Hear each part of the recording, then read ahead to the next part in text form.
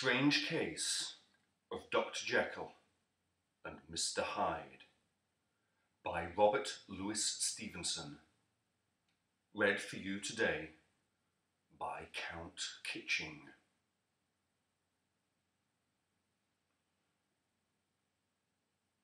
Chapter 1. Story of the Door.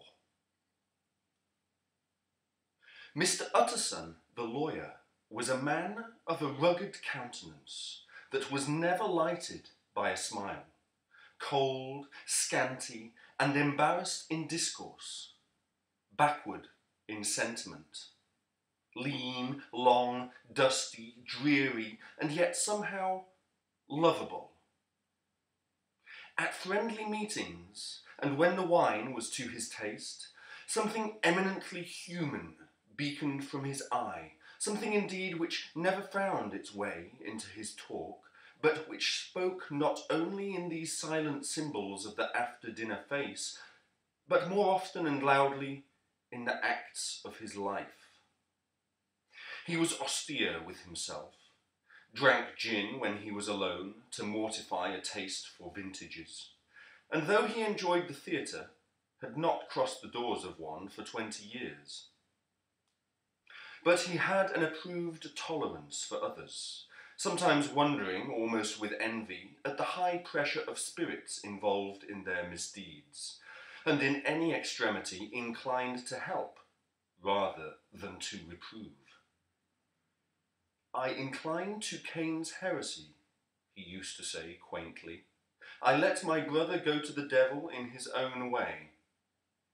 In this character, it was frequently his fortune to be the last reputable acquaintance and the last good influence in the lives of down-going men. And to such as these, so long as they came about his chambers, he never marked a shade of change in his demeanour. No doubt the feat was easy to Mr Utterson, for he was undemonstrative at the best, and even his friendships seemed to be founded in a similar catholicity of good nature. It is the mark of a modest man to accept his friendly circle ready-made from the hands of opportunity, and that was the lawyer's way. His friends were those of his own blood, or those whom he had known the longest. His affections, like ivy, were the growth of time. They implied no aptness in the object. Hence, no doubt, the bond that united him to Mr Richard Enfield, his distant kinsman, the well-known man about town. It was a nut to crack for many what these two could see in each other, or what subject they could find in common. It was reported by those who encountered them in their Sunday walks that they said nothing, looked singularly dull, and would hail with obvious relief the appearance of a friend. For all that, the two men put the greatest store by these excursions, counted them the chief jewel of each week, and not only set aside occasions of pleasure, but even resisted the calls of business, that they might enjoy them uninterrupted.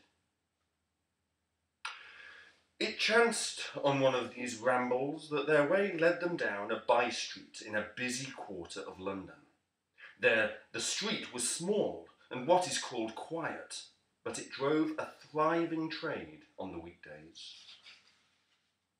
The inhabitants were all doing well, it seemed, and all emulously hoping to do better still, and laying out the surplus of their gains in coquetry, so that the shop fronts stood along that thoroughfare with an air of invitation, like rows of smiling saleswomen. Even on Sunday, when it veiled its more florid charms and lay comparatively empty of passage, the street shone out in contrast to its dingy neighbourhood, like a fire in a forest. And with its freshly painted shutters, well-polished brasses, and general cleanliness and gaiety of note, instantly caught and pleased the eye of the passenger.